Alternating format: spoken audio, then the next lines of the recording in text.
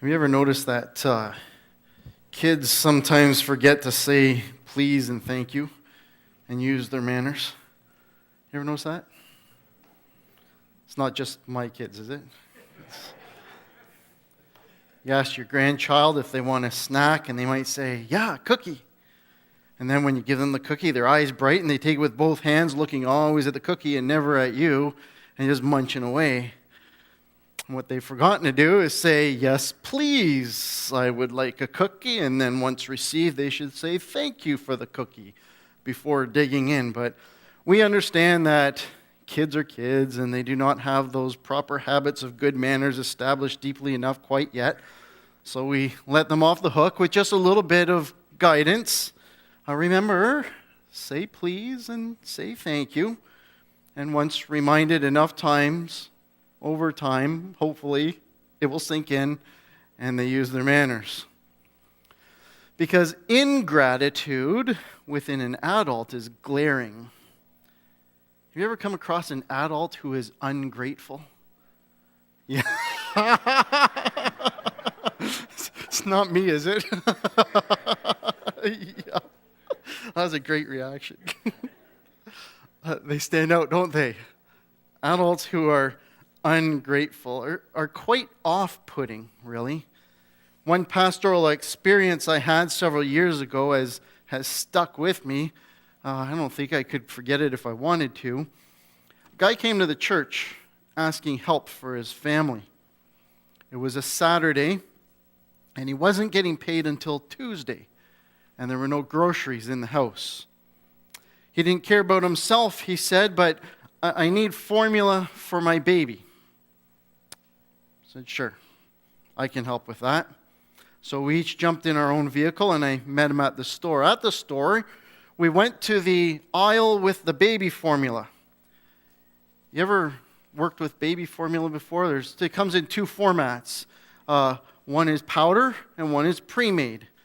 The pre-made comes in little glass jars, about the size of baby food.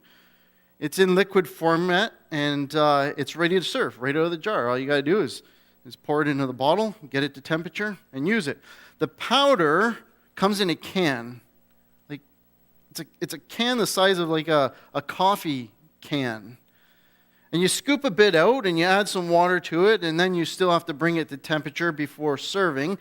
And these tins of formula will last days. I can't remember how many days a can of formula lasts. I used to know.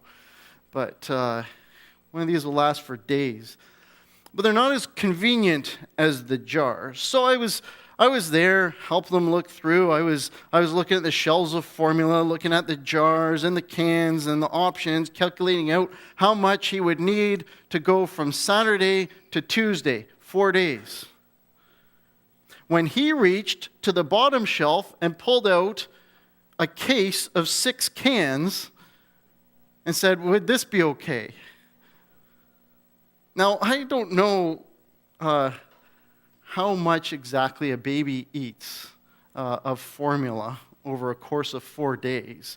But unless he was harboring a small elephant, then he was never going to get through 6 cans of formula from Saturday to Tuesday. And I said, well, I think that's a little bit too much.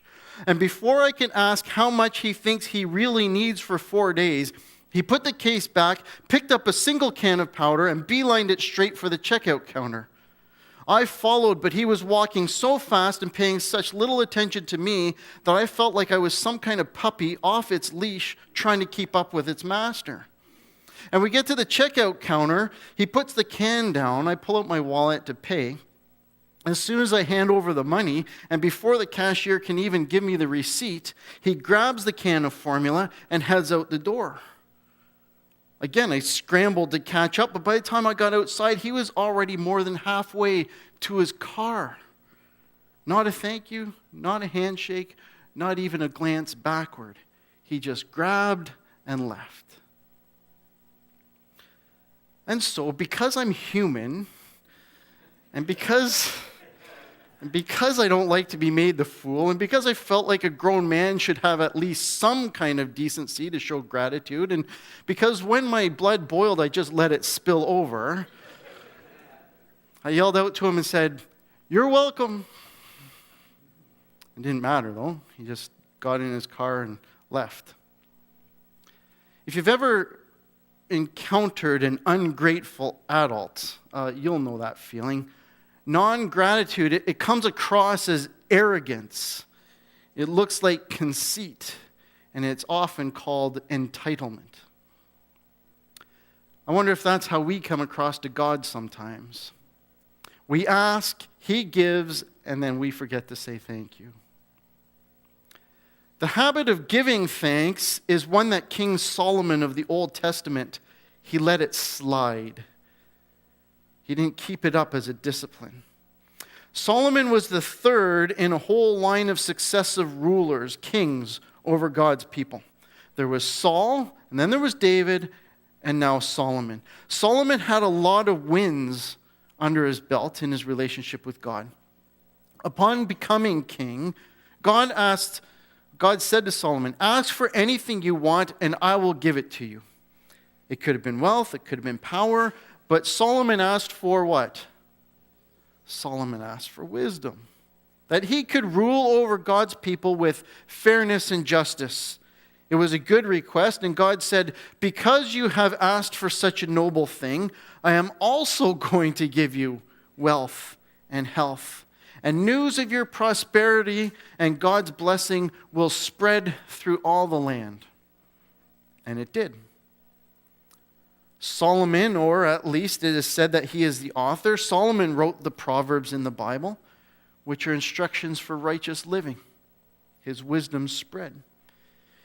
He wrote the book of Ecclesiastes, which is about priorities in life. His wisdom spread. He judged fairly in court, very famously rendering a verdict between two women who were both claiming that the one baby was theirs. As Solomon's life matured, as the years went by, and he settled into this role of king, this became the summary of his life. I'm going to read from 1 Kings chapter 4, verse 29 to 34. 1 Kings chapter 4, starting at verse 29. This is a good summary of Solomon's life up to this point. 1 Kings 4, verse 29. God gave Solomon wisdom and understanding beyond measure, and breadth of mind like the sand on the seashore, so that Solomon's wisdom surpassed the wisdom of all the people of the east and all the wisdom of Egypt. For he was wiser than all other men, wiser than Ethan the Ezrahite, and Heman, Calcol, and Darda, the sons of Mahal. I mean, we don't know those people, but apparently they were wise. Solomon was wiser, and his fame was in all the surrounding nations. He also spoke 3,000 proverbs, and his songs were 1,005 songs that he wrote. He spoke of trees, from the cedar that is in Lebanon to the hyssop that grows out of the wall. He spoke also of beasts and of birds and of reptiles and of fish. And people of all nations came to hear the wisdom of Solomon, and from all the kings of the earth who had heard of his wisdom. What a legacy. He had wealth and he had fame. He was kind of like Wikipedia before the internet. You need someone to answer a question? Go see Solomon in Jerusalem of Israel. He will know the answer. In fact, this summary of Solomon is about as close to being the fulfillment of God's Old Testament promise that humanity has ever experienced. God's promise to Abraham was of land, descendants, and blessing. They had land, the country of Israel, the capital of Jerusalem. They had descendants, 12 tribes of Israel plus the 13th tribe of the Levites. All those people numbering into the hundreds of thousands. And the blessing now was this: I will be your God, and you will be my people, and I will bless you, and you will be a blessing into the world.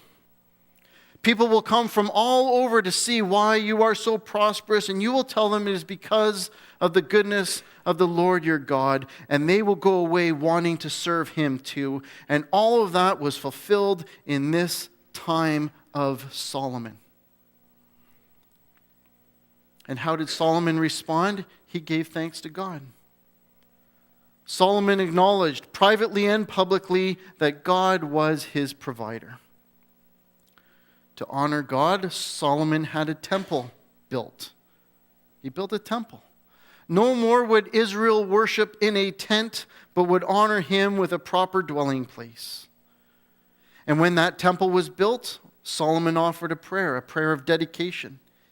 He gathered all the people around him and gave thanks and gratitude to God. And I'm going to read that prayer again. Bob read it for us earlier, but I'm going to read it again in 1 Kings chapter 8, verse 54 to 61. If you want to read along, you can turn there. 1 Kings chapter 8, starting at verse 54. This is Solomon giving thanks to God after he had built this temple. Now, as Solomon finished offering all this prayer and plea to the Lord, he arose from before the altar of the Lord where he had knelt with his hands outstretched toward heaven, and he stood and blessed all the assembly of Israel with a loud voice, saying, Blessed be the Lord who has given rest to his people Israel, according to all that he promised. Not one word has failed of all his good promise, which he spoke by Moses his servant. The Lord our God be with us, as he was with our fathers. May he not leave us or forsake us, that he may incline our hearts to him, to walk in all his ways and keep his commandments, his statutes, and his rules, which he commanded our fathers. Let these words of mine, with which I have pleaded before the Lord, be near to the Lord our God day and night, and may he maintain the cause of his servant and the cause of his people Israel, as each day requires, that all the peoples of the earth may know that the Lord is God, there is no other. Let your heart therefore be wholly true to the Lord our God, walking in his statutes and keeping his commandments, as at this day. In this prayer of thanksgiving, Solomon recalls God's involvement in the building of their nation. He reminds people of God's faithfulness. He calls them to be faithful back. He declares boldly that the Lord is God and there is no other. And in this whole prayer, I am struck on this Thanksgiving weekend by Solomon's opening words, Blessed be the Lord. Blessed be the Lord. Now, for a priest to stand up in front of the crowd and declare, Blessed be the Lord, is no big deal. Priests say those things all the time. For a priest, a prophet, a Levite, or even today a pastor or a deacon or an elder, for some religious leader to stand up and say, Blessed be the Lord, is no big deal. It's our role and our function to make sure people are mindful of God. But for a king to stand up in front of his nation and look heavenward and declare, Blessed be the Lord, is an act of gratitude with humility. A king typically projects strength. Look at what I have done. Look at what we have accomplished together. A king rallies the nation to a common purpose, inspiring loyalty and calling the best out of his people. So for King Solomon to stand up in front of the nation at the end of this marvelous building project and say, It is not by my strength and my ingenuity and my power.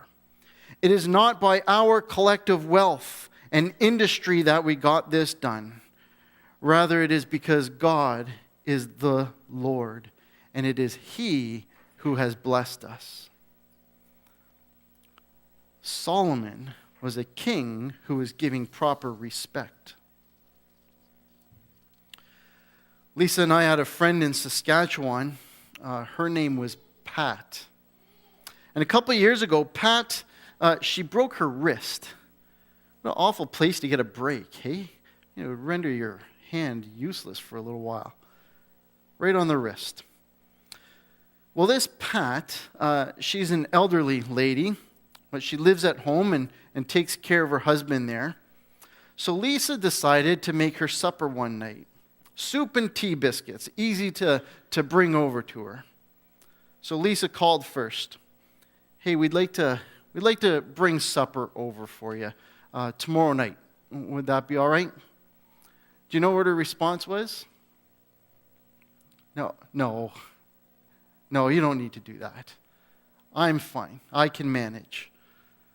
Lisa said, no, it's no trouble. We can bring over supper. Give you a break for one day from having to make something with your wrist in a sling. And so she did. She let us come over and bring her supper.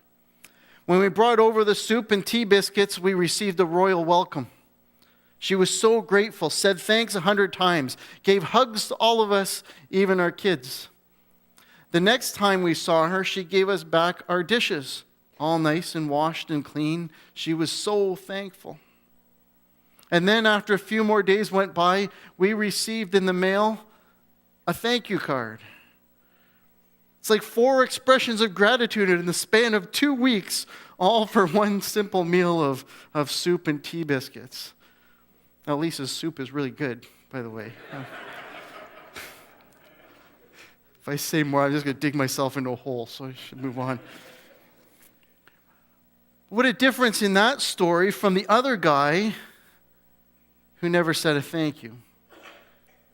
When someone shows the gratitude of a pat, you feel good about having helped. You feel like this was a good investment, a good use of your time. And I know that's not the reason you help, right? You don't help because you might get something in return, a pat on the back. But it sure sends a different vibe when the person on the receiving end responds with gratitude instead of entitlement. With one, you want to help again. With the other, you want to just throw up your hands and walk away. The tragedy is that in God's eyes, Solomon went from being a grateful pat to being the entitled guy grabbing the baby formula for himself. Here's how. Here's how Solomon's story ended. As royalty came to Israel to see the great prosperity of Solomon and God's people, it is Solomon actually who began to look at these other cultures and pine for what they had. He began to adopt their customs. He desired their women. He began to worship their gods. Where he once built a temple to the Lord his God, Solomon now built altars and pillars and holy places to other gods. Instead of calling his people to glorify the Lord their God, Solomon allowed their thanksgiving to go in every and any direction they pleased. And what if we look at that situation from God's perspective? What must he have thought about Solomon? Hey man, what gives? I blessed you in all these different ways, and you can't even say thank you anymore. Folks, I'm convinced that gratitude toward God is one of those disciplines that either strengthen or diminish in your life over time. It is conscious effort. You make time to pray. You find occasion to sing songs of praise. You do some journaling or record private notes of thanks to God. And the more often you do, the more natural it will become. But if you don't, then it will become harder to start. And if you don't ever start, you'll wonder why you should. And if you cannot think of why you should thank God, then you will wonder if God has any value in your life at all. And if he has no value to you, then you will question his very existence. And then God will wonder if you have been a good investment of his time. So annually we get to have a reboot. Our whole culture recognizes the need to be thankful. Many don't attach this weekend to God at all. They are thankful to the universe or Mother Nature or fate or whatever else for the provisions that we enjoy. But you and I, we have a named God who we understand created the world and sustains it by his mighty power. And every year we get to reevaluate our habits of thanksgiving. So if God was looking at you, would he see a spoiled brat of an entitled child who is never grateful? and perhaps not worth investing in? Or would he see a person who is grateful at every turn and is a joy to be around? Amen.